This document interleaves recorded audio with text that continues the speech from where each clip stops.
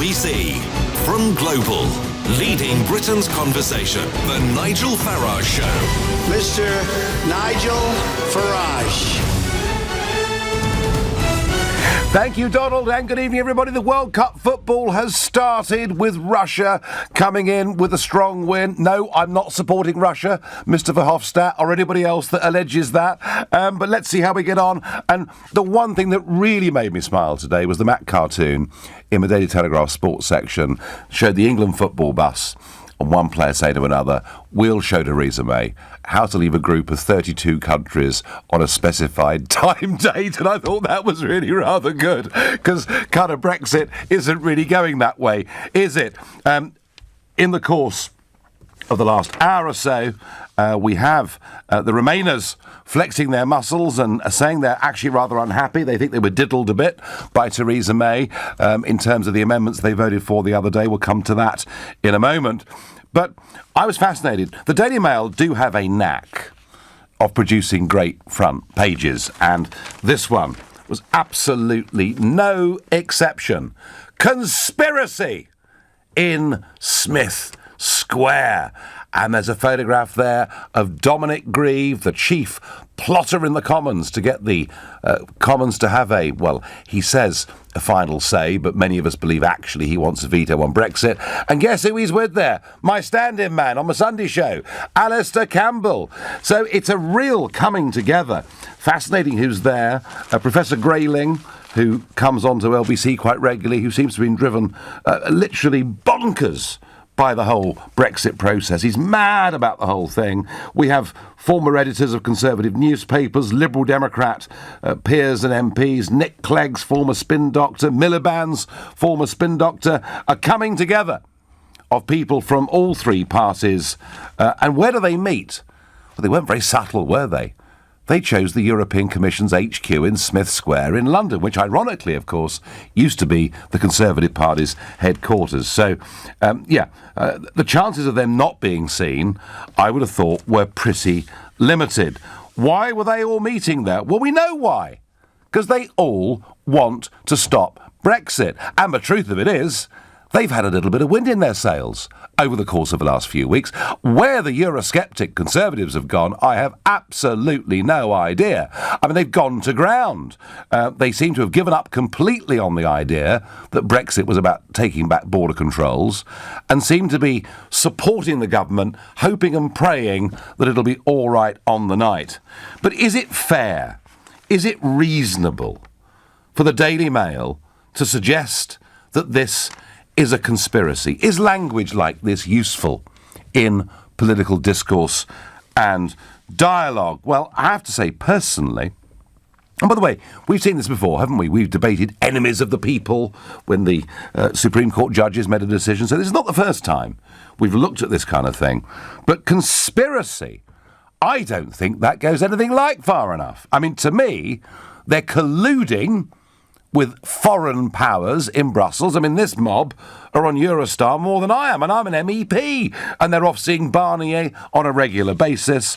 In fact, I would have thought subversion would be a better word, because what they are trying to do is to subvert the will of the people in what was supposed to be a free and fair, open referendum in which we were promised whatever we voted would stand, and stand for a very long time. And looking at all these people, you know, as I say, Campbell and you know, Nick Clegg's spin doctor and Dominic Grieve, and you probably wouldn't have heard of the others, but I wondered, what is the collective noun for a group of Remainers trying to overturn Brexit? Well, I'm going to suggest a disgrace. That's the collective noun. So I think it's perfectly reasonable. And by the way, I have full respect for people with different political points of view. I always have had. And I hate the mudslinging that goes on. And particularly now on the left. I don't know whether you saw it, but there was a hustings that took place for a by-election that's taking place today. And a particular political group was shouting at members of the public who were going in, "Shame on you for attending a public meeting." There is way too much closing down a debate. I fully respect people with different points of view to me. What I don't respect is the attempt to subvert the will of the greatest exercise in the history of British democracy. So I'm pretty relaxed about this. I want to know what you think. Does language like conspiracy that is used here by the Daily Mail against the Remainers that wish us not to leave, is that reasonable language? Or do you think, no, Nigel, you're wrong, it's simply a different point of view. Just because it's Brexit makes no difference. Call me on 0345 6060 973. Or perhaps you think like me, no, we can go further. You know, we can say what is happening here is a subversion, it's a complete disgrace, in which case text to 84850. Or maybe you're actually getting a bit tired of all these underhand games that are going on. Commons amendments being voted on to which nobody fully understands what they mean, including Dominic Grieve, who thought he'd secured a great victory the other evening and now thinks he hasn't. I mean, why not be more open, upfront, honest about the whole thing? And you can tweet your views on that using the hashtag Farage and LBC at LBC. And of course, you can watch us on Facebook and have a massive argument there between yourselves. And if any of it's straightforward, I promise I will read it out. I think the language in this case is absolutely fair and proper. Malcolm is a brand new caller to this show. He lives in Balham in South London. Good evening. Good evening, Nigel. It's very good to speak to you at last.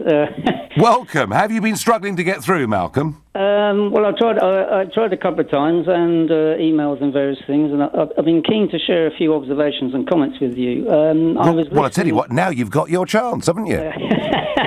Right, here we go.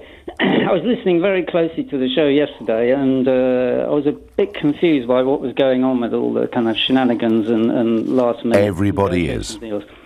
Well, my reflection was, and just to set the scene, I was initially a Leave voter, a Remain voter who was kind of won over during the debate to the Leave side of the argument based on the historical arguments, and various people have heard comments made. So the observation I made was, are we witnessing here the collision of direct democracy, meaning the whole referendum thing, with...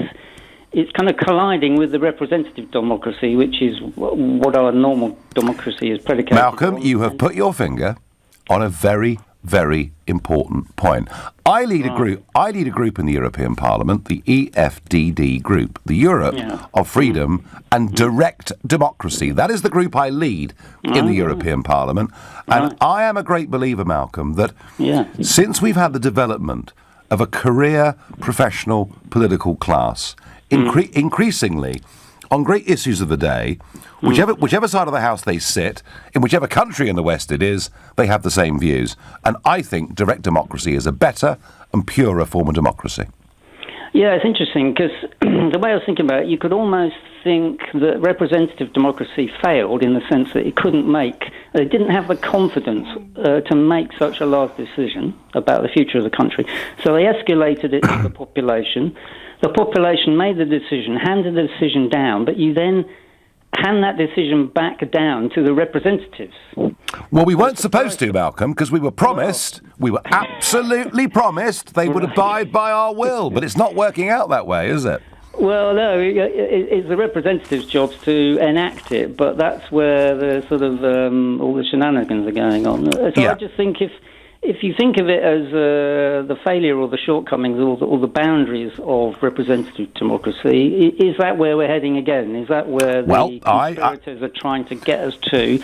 So if we get to that point, do we end up with two options, a forced general election or a forced referendum version 2? It may well be, Malcolm, if things go wrong, that is the case. And I would say to you, very interesting, isn't it, that in Italy, the biggest party at the general election with 32% of the vote was the Five Star Movement, who I know very well, and they are advocates of direct democracy. They exercise it within their own party on choosing candidates, on choosing policy. It's an online platform.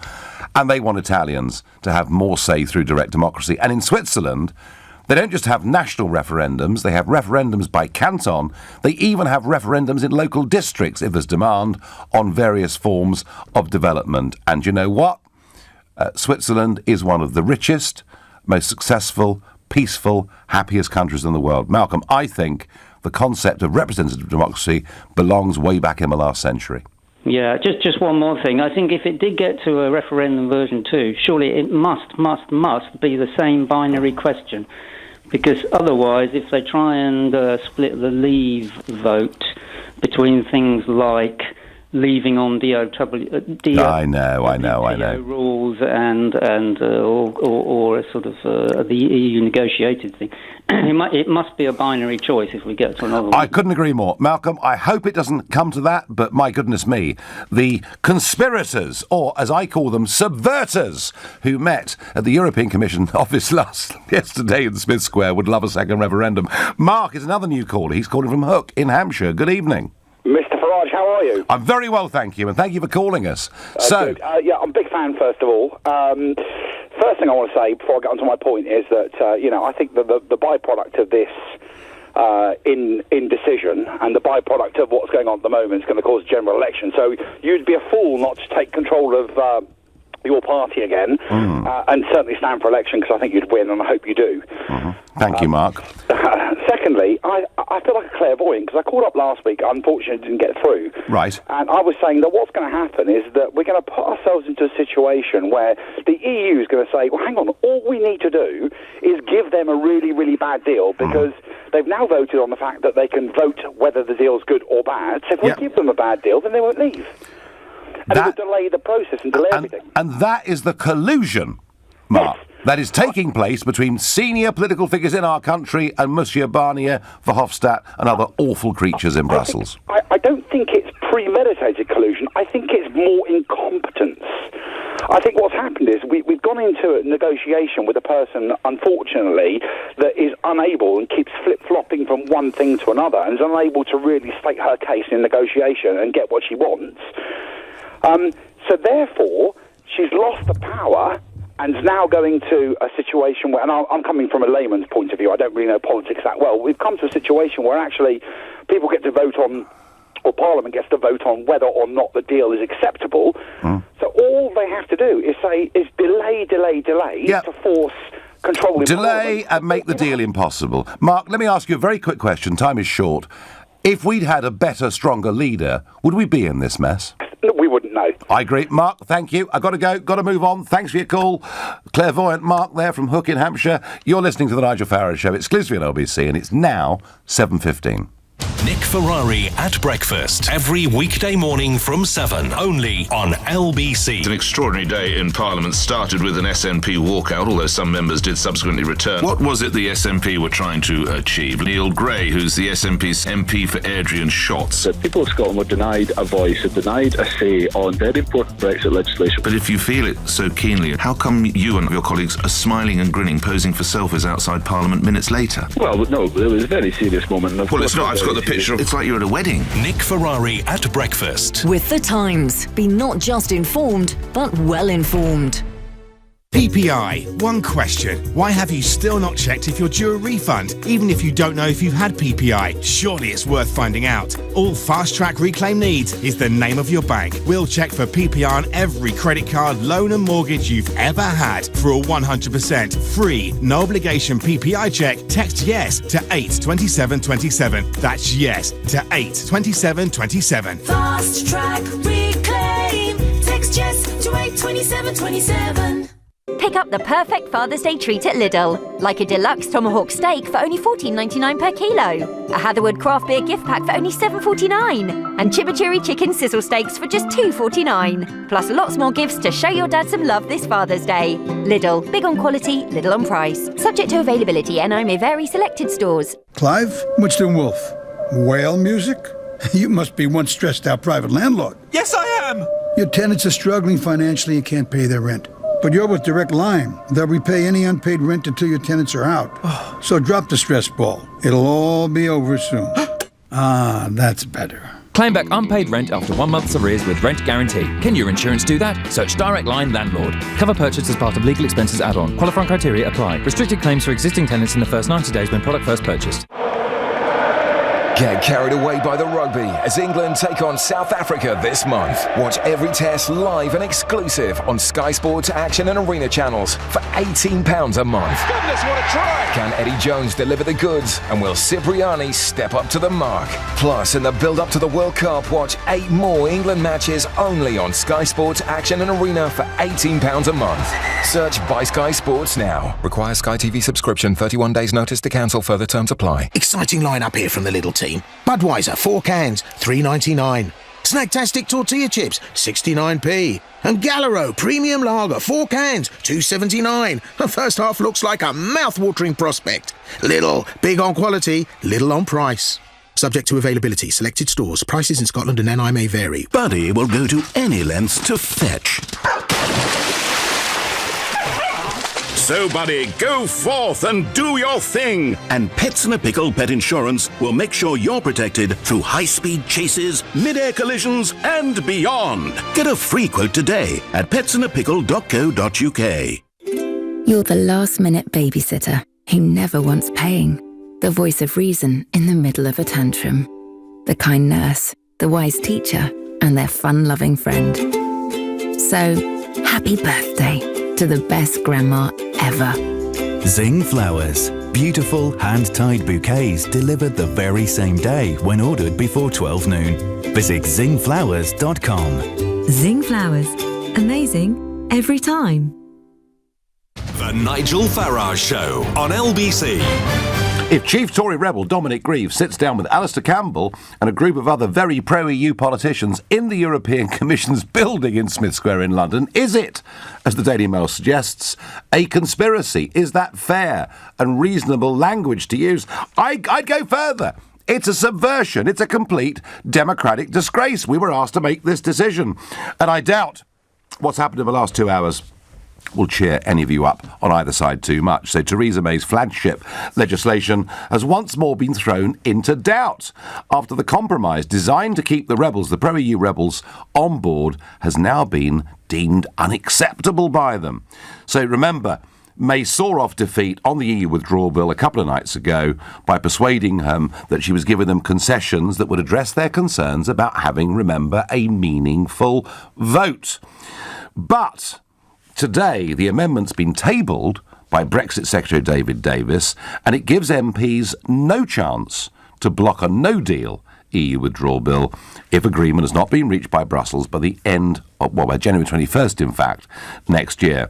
Instead, he's allowing MPs to vote on a neutral motion, confirming that they've considered a statement by a minister on the issue.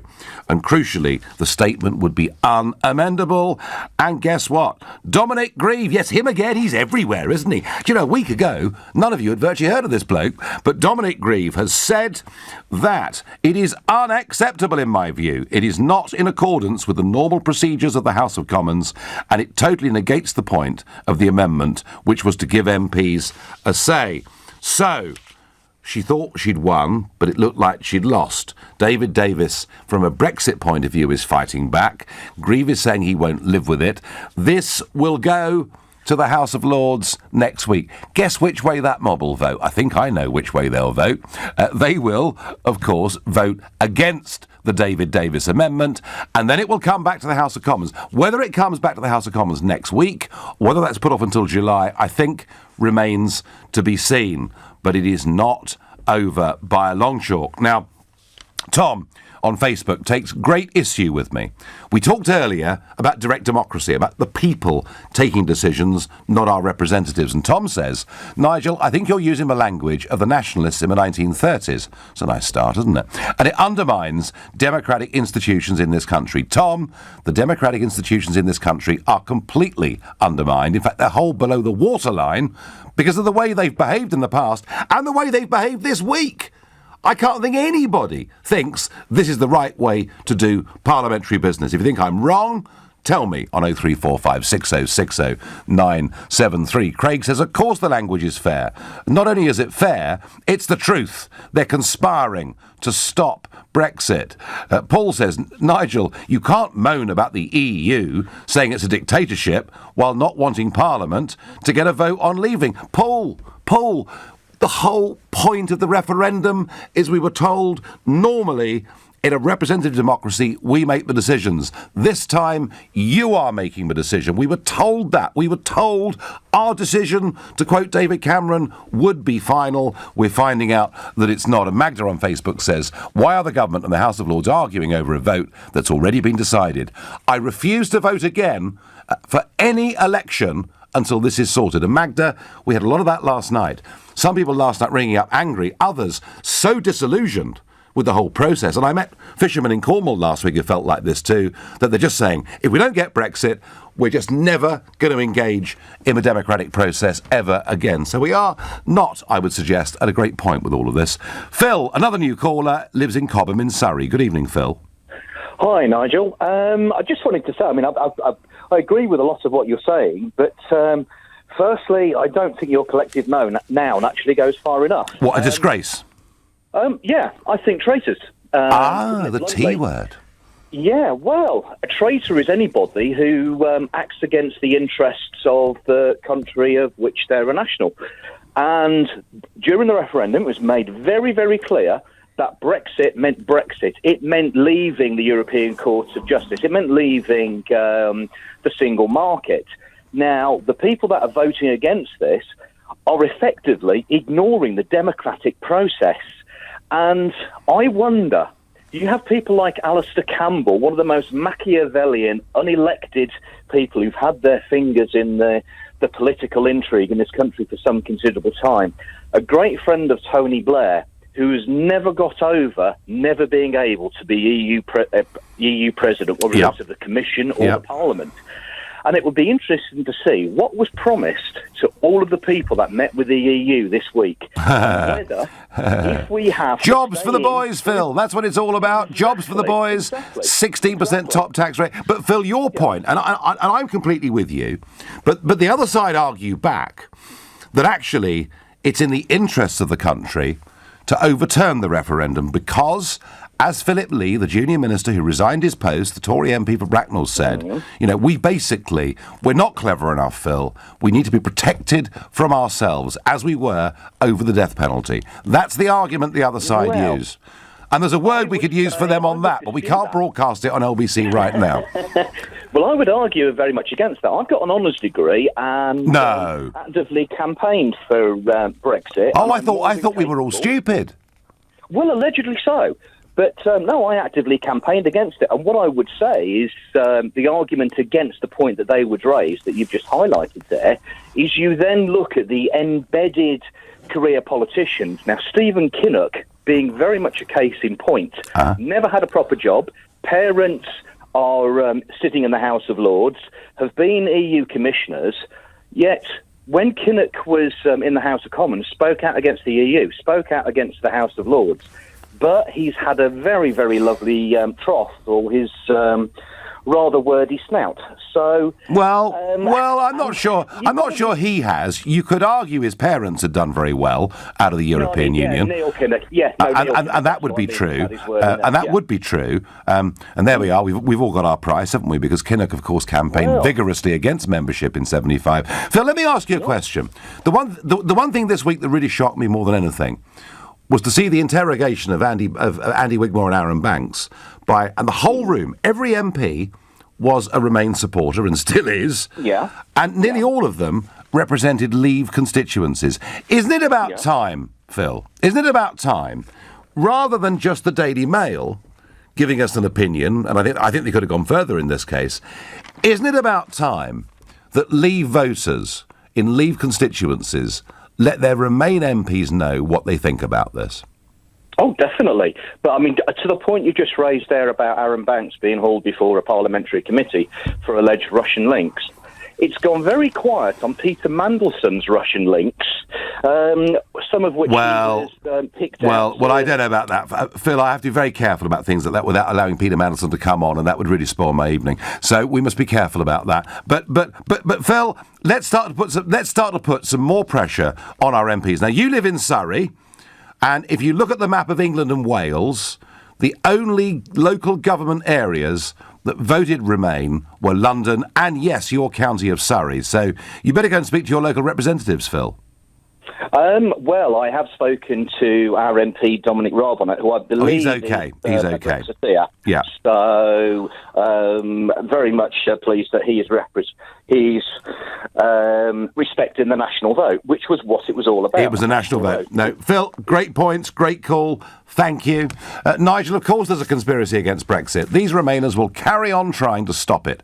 It's just out of order what they are doing, says Kathy. You're right, the Remainers are trying to subvert Brexit. I wish those on the Leave side, working towards us exiting the EU, were equally vociferous. They don't seem to have the will to get us out, says BB. Well, where are they? Where are they? They seem to have gone to ground. In fact, some of them are now boasting. Isn't it wonderful that since the referendum, we're not discussing immigration? But we've now dealt with that issue. I have to say, a lot of these Tory, very often very posh Tory Brexiteers seem to have gone pretty soft in lots of ways since that referendum. Let's ask Vicky in Brighton what she makes of all of this. Hi, Vicky. Well, hello, Nigel. Good evening. First of all, I am a very stupid Brexiteer. Well done, jolly good. I'm pleased to hear it. A real thicko, yeah? Yeah, because I had a fellowship from the Institute of Directors, so I don't know what level of stupidity I have, but there's... Well, you must have forged it, Vicky, clearly, you know. I mean, it's not possible. Absolutely, Nigel, absolutely. I think this whole issue is absolutely disgraceful. This is like having a board of directors and a chairman of a company, and the chairman and some of the directors go to negotiate with another company, and behind their back, or perhaps openly, some of the other directors go and meet the other company. I mean, it's just absolutely disgraceful. Yeah. And I don't think the Mail has gone far enough. No, nor do I. What are they doing meeting with Barnier? What are they doing? We have a government which is going in, hopefully, negotiating on behalf of Great Britain Limited. These other people should not be having anything to do with the Barnier. They are trying, Vicky, to make sure the offering from Barnier is so impossibly horrible that nobody can sign it. And actually, you know, the effect of what Dominic Grieve had done says to Barnier, don't give them any deal, and then we can take back control in the House of Commons and we won't leave. I mean, they are colluding with a foreign power. Of course, but, you know, so many people I speak to, we're not dumb. We can see what's happening. You know, this is the ludicrous thing. As for Anne Soubry, I mean, at least she hasn't burst into tears again, which is something. But I mean, really. Do you think, Vicky? TV presenter, what contract has she ever negotiated? What contract has you know, the other guy ever gone into? I mean, they haven't. Very few of them have ever worked in the private sector. Very few of them would understand that in any business negotiation, the other side need to know that you're prepared to walk away, and none of them have that experience. Vicky, a very upset Vicky from Brighton there, and I do understand why. You're listening to the Nigel Farage Show, exclusively on LBC. It's now 7:30 and time for the news with Tim Humphrey. A day of commemorations to remember those who died in the Grenfell Tower fire is continuing this evening with a silent walk. It's a year since 72 people died there. Conservative MPs who want to stay in the EU say the government has changed its position after agreeing a compromise deal with them on Brexit. It centres on the issue of giving the House of Commons what is called a meaningful vote on the final deal. The Queen and the Duchess of Sussex have been on their first joint engagement in Cheshire. The pair officially opened the new Mersey Gateway Bridge, which links Runcorn and Widnes. LBC weather, winds easing tonight, some showers in the north and west, but it should be dry elsewhere, and a low of 10 degrees. LBC Travel, there are queues on the M40 westbound for around an hour between White City and the Medway underpass after an accident. As a result, there are long delays on the North Circular Road northbound from the Chiswick roundabout to Hanger Lane. The A12 is very slow northbound towards the Blackwall Tunnel from the Big Cinema in Greenwich, where a lane is blocked by an accident, and the A13 crawling out of town all the way between Limehouse and Movers Lane embarking through the roadworks. The North Circular Road is queuing southbound from Redbridge as a result. LBC Travel, I'm Charlotte Downs. This is LBC. Connor, that was quite a shift. Yeah, you know, credit to the team. Any assists? Yeah, like with the LG 4K Super UHD TV. It delivers rich, accurate colour from any seat in the room. Just $679 for the 55-inch. In fact, buy any 55-inch plus TV this summer, there's a 1 in 20 chance to get your money back. At Curry's PC World, we help you get it right. 16 plus, excludes Northern Ireland, ends 26th of 6th. Register 32 to 42 days after purchase. Full terms at currys.co.uk/free TV. Landlords, Direct Line guarantees to beat other insurers' renewal premiums for the same cover. Can your insurance do that? Switch to Direct Line Landlord. New customers only. Qualifying criteria apply. Underwritten by UK Insurance Limited. How do you think England are going to do this summer, Bob? I don't know, John, but I've got a good feeling about Iceland. They're demonstrating an impressive 3-2-1 formation. That's right. 3 Restaurante pizzas, 2 garlic breads, and a 1.5-liter bottle of Pepsi Max. All for only £5. With a lineup like that, there's no way you can lose. Fill your freezer and win at summer with Iceland. Subject to availability. See in store for details. Your future is here. The Global Academy. A forward-thinking state school for 14 to 19-year-olds interested in a media career. Get the very best start in your media career at a school where you can study GCSE and A-levels alongside the vocational media qualifications you need. Visit globalacademy.com to find out more. At Carpetright, there's up to 50% off every floor and bed in the Spring-Summer collection, plus an extra 10% off your complete carpet order. Ends Tuesday, 8 p.m. T's and C's apply. Ask in store for details. With new BT Plus, you'll get our best connection whether you're using our fastest fibre speeds at home or extra 4G speed with double mobile data when you're out and about.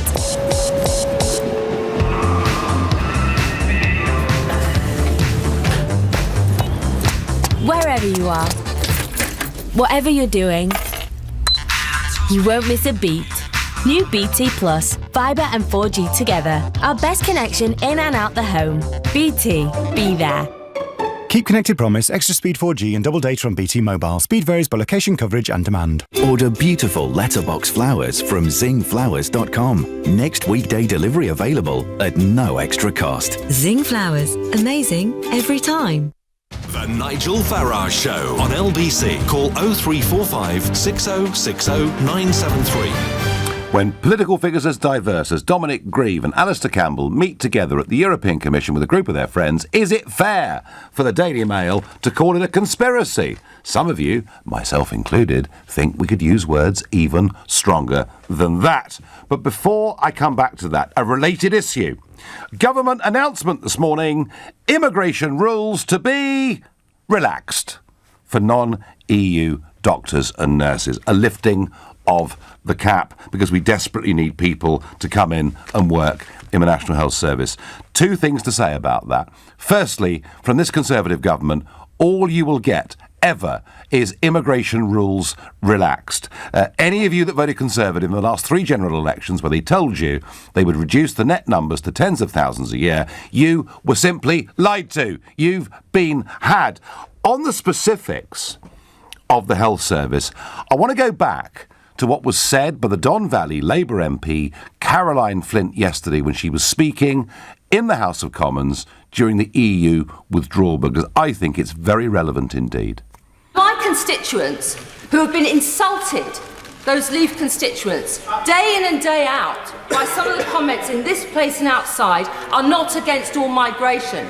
But they do want to have a sense that we can turn the tap on and off when we choose, but also they want us to answer the question, why hasn't Britain got the workforce it needs? Absolutely. Why is social mobility stopped? Absolutely. Why do we train fewer doctors? Why do we train fewer doctors than Holland or Ireland? I'd quite like to be the same political party as her, whatever it's called. It couldn't be called Labour, obviously, but she's absolutely right. And we say, we desperately need foreign people to come in for the health service. Well, look at where many of them are coming in from. Many of them coming in from African countries, or even 1 or 2 southern and eastern European countries, where they are needed far more than they're needed here. And at the moment, we simply don't train even enough nurses for use in the National Health Service. We seem to have downplayed this idea that we get people from a young age and we train them with skills, trades or skills, hasn't just got to be the health service, and we rely on foreign labour, and the cheaper the better. But I promise you, on the big issue of immigration, you will, under this Prime Minister, get absolutely nothing, and net migration will continue at hundreds of thousands of people every single year. Anyone thinks I'm wrong about that, call 0345 6060973. I would love to hear from you. I would always vote for Remain, I get by SMS, but however, Parliament should respect the will of the people. Well, well done for saying that. And Paul from Perth says, I think the new saying now is not leaving is better than a bad deal. We're not there yet, Paul, but that is where their argument is going, be in, no doubt. Peter is a new caller to this show. He lives in Chipstead in Surrey. Good evening. Hi, Nigel. Hi. You're welcome. I was interested to hear you say that you joined a political party that maybe reflected the views of that woman MP. Yeah. I have a thought, because I think we've been totally undermined by the two-party political system, and I think as long as we play to their rules and we don't think out of the box, we're not going to get a Brexit. And I thought of an idea, which is for the Brexiteers within both parties to force a general election as soon as possible, and then to form a temporary, pure single-issue Brexit party, not distracted by Remainer influences, trying to say election is not just about Brexit, but just actually say this is all it's about. And that will be a temporary party, and the commitment is to resign and call another general election 3 months after a clean Brexit achieved, leaving a clear path for the traditional parties to form a new government. Well, this was Jimmy Goldsmith's idea, wasn't it, back in 97 when he formed the referendum party. But, Peter, do you know... I just thought of it, Nigel. Sorry. No, well, Jimmy thought the same way. I mean, that was his idea, so great minds and all that, Peter, think alike. But, Peter, have you any idea how difficult it is to set up and organise and mobilise a brand new political party? Well, that's what I'm trying to say. I don't think there's any point you going back to UKIP because of the same problem. But if you were to say to all the Brexiteers in both parties, if you're genuine about this, guys, temporarily come across to this single party, and if you could lead it, it could be with Rees-Mogg as well, and you take everyone involved, and you create and you'd have a candidate for each constituency, and those guys are going to resign after 3 months. Peter, if we had an electoral system that was in any way proportionate to how we vote, that could be a flyer. It could work. But we don't. We have a first-past-the-post system. And the likelihood is that if you got a coming together of existing members of Parliament from both sides of the House who felt this was the great issue of our day, and yeah, I'd give them a hand, of course I would. And so what happens? Let's say they get 6 million votes. How many seats would they get, Peter? You telling me that 5? Rees-Mogg's 5 seats? 6 seats? They've got far more, because whoever is voting for, at the moment, for a Conservative Remainer and for a Labour Remainer would vote for that same individual in this temporary Peter, party. most people who vote don't even know the name of their MPs. Most people who vote for the leader of the Tory party or against the leader of the Tory party, or vice versa with Labour. Well, that's where the hard work comes in, Nigel. Someone's got to do it, because it ain't going to happen otherwise, because you'll be okay doing what you do on the radio, and you'll carry on complaining about it, and we'll have the Conservative MPs doing exactly the same thing, but we won't get a Brexit. Well, I've done a lot more, Peter. I've done a lot more, Peter, than complain about it. You know, I mean, nobody has done bare knuckle fighting against the establishment more than I have. But the problem, Peter, is we have a first-past-the-post system. As I say, 6 million votes would get you 6 seats. 8 million votes might get you 30 seats, but you ain't going to get 300 seats. It's just impossible. I think even the threat of it, Nigel, would put a shot across the bows, because it could split the Conservative Party forever, and that would be the only way that you're going to get them to move. I think that's right. I think the idea that this electoral threat would win 300 seats in Parliament is, unless we have a total revolution in politics, impossible. But the idea we could frighten the death out of them, particularly with Labour voters in the Midlands and the North and South Wales and Tory voters elsewhere, political pressure, Peter, it could work. And thank you for giving me that responsibility. It's a really, really kind of you. Thank you very much indeed. On Twitter, I get there's no conspiracy. It's just rubbish what's happening. Claudia, many would agree. Ben in Chatham picks me up on a point, and he's right in a way. Nigel, they are not colluding with a foreign power. We are still partners. Ben, technically you're right, but we have voted to leave, and just the way the way that we're working with Barnier and Verhofstadt and the others, I think the whole thing is a disgrace, because we're doing it against the settled will of the British people, and therefore, actually, do you know what? I'm not going to concede too much to you, Ben, on that point. Duncan is a new caller from Romford in Essex. Duncan, good evening. Good evening. So, was that word used by the Mail, conspiracy, was it over the top, or wasn't it strong enough? No, I think it's fairly accurate, really, because after all, they are trying to subvert the result of the referendum. Yep. I am a Conservative, a member of the Conservative Party from Romford. You may have noticed that my MP, Andrew Rosendale, thinks that Theresa May is going to stand up to this pressure. Yeah, I mean, Andrew, of course, your MP, who I know and like very much, actually. I went to a birthday party of his last year. I do like him. He's very, very strong on Brexit, but does he still genuinely believe that Theresa May is going to deliver the goods? Well, the fact of the matter is that she'd had to explain away a heck of a lot of what she said, because she's on the record as saying we're leaving the single market. She's on the record as saying we're leaving the customs union. Yeah. And I don't see how she can go back on those honourably. No, but Duncan, when? I mean, is that in 2021 or 2023? Or, I mean, when? You know, I mean, we had a realistic expectation. Anyone voting Leave had a realistic expectation from all we were told to think within 2 years we'd be out, done and dusted. And it's now looking like it'll be 6 or 7 years at the very minimum before we take back control over many of those areas. Isn't the reality, though, that we've been in so long that it's made the whole process of leaving much more complicated?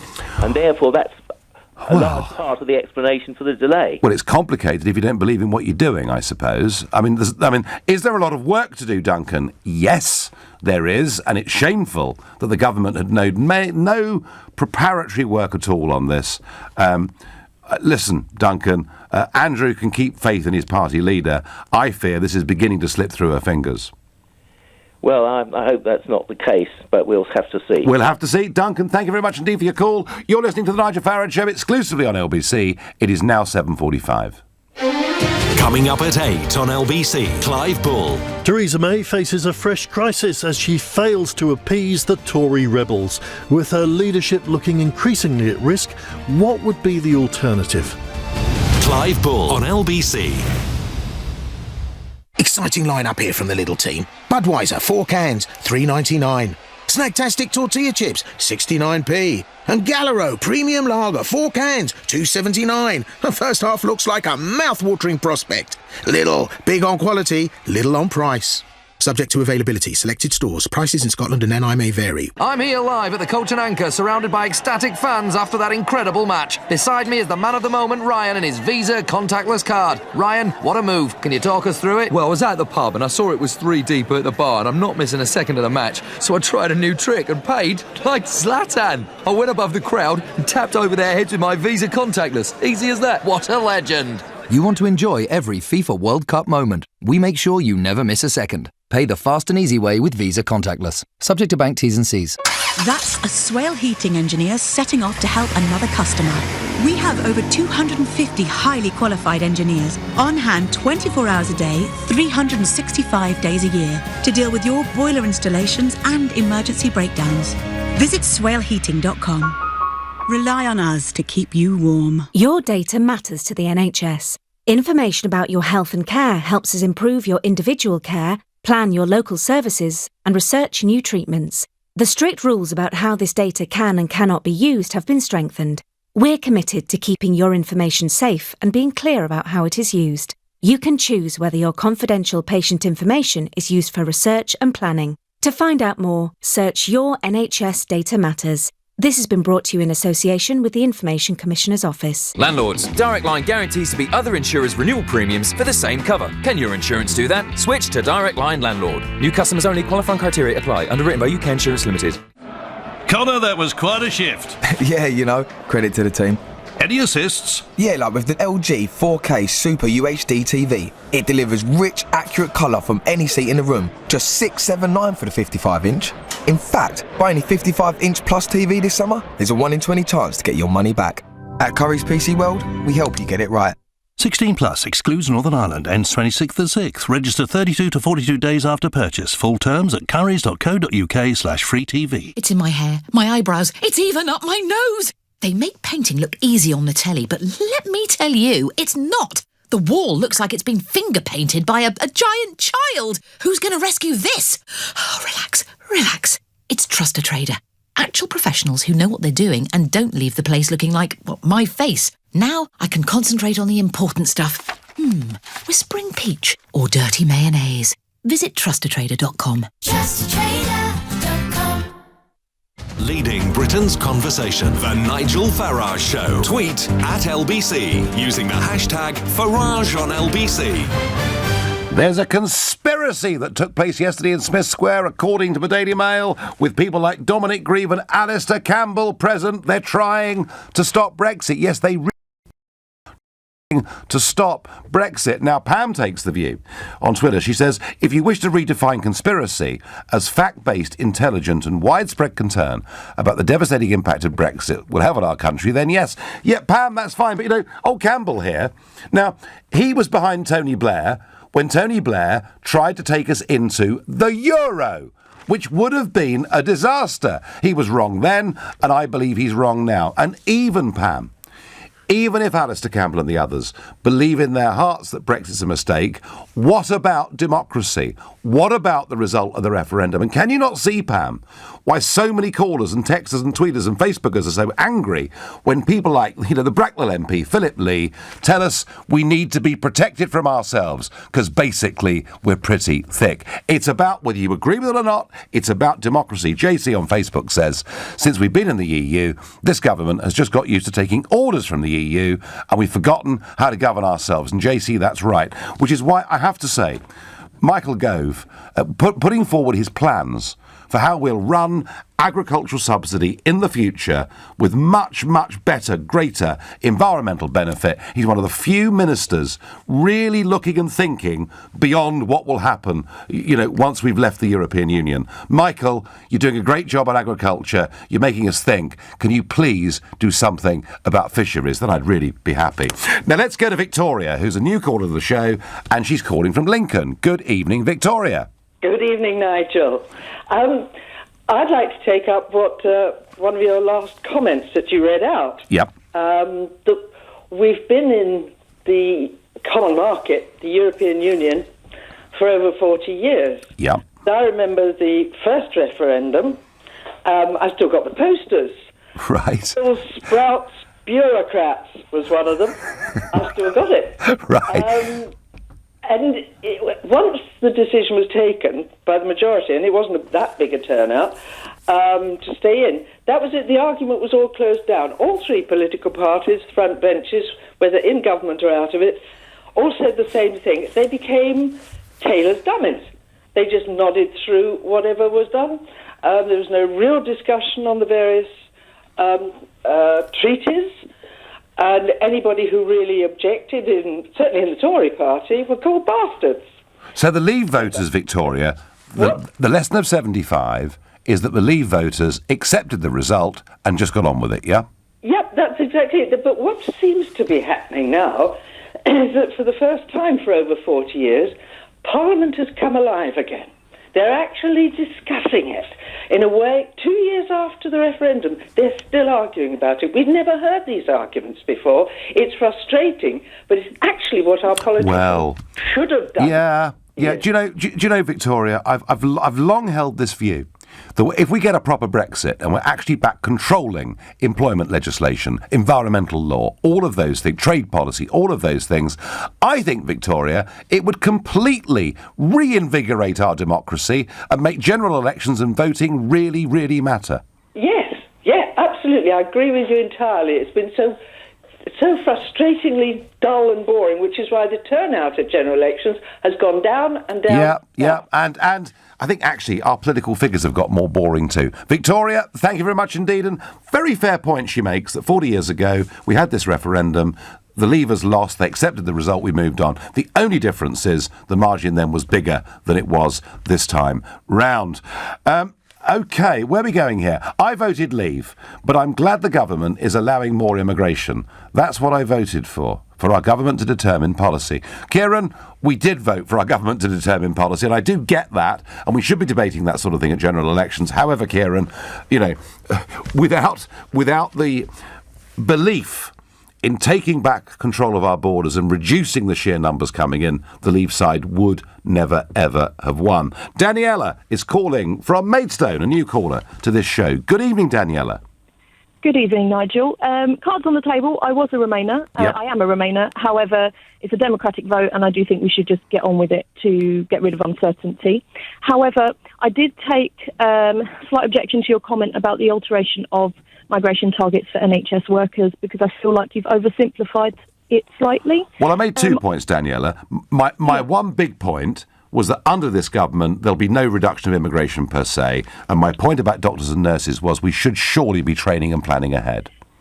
So I think that you're right there, but I think it's a slightly short-sighted view, because we can train and plan ahead, but that still means if you increase training numbers now, it's 5 years till they qualify, probably another 10 years before they become consultants, registrars, and therefore we do have a shortfall in experienced doctors, but we do need migration to help. Daniela, of course, our population is rising by 500,000 a year, all of which was unplanned and unforeseen, so we do need more people. I will accept, Daniela, that short term we may well need more nurses and doctors in this country. I will also accept your point that, it does take time to train people. But I would also say, Daniela, part of the problem that government has with the NHS is because of our open border policy that we've had for many, many years. It's been impossible to predict what the population will be. I think I will take as a positive that we actually agreed on something and just on your last point. And we did so in a very amicable way. But you, as a Remainer, think that basically we should simply just get on with this now because a decision's been made. So, yes, I'm actually a vet, and the uncertainty is not helping our profession at all. We need to know where we're going. Absolutely. Daniela, you are a true Democrat in the absolute best sense of that word, and I thank you very much indeed for your call. Are you listening, conspirators, to Daniela, a vet from Maidstone? She took the different view to me in the referendum, but she accepts it's a democratic result, and as she says, we need to just get on with it to end uncertainty. Because, when we're told this transition period may go on for year after year, what are businesses, what are people to think?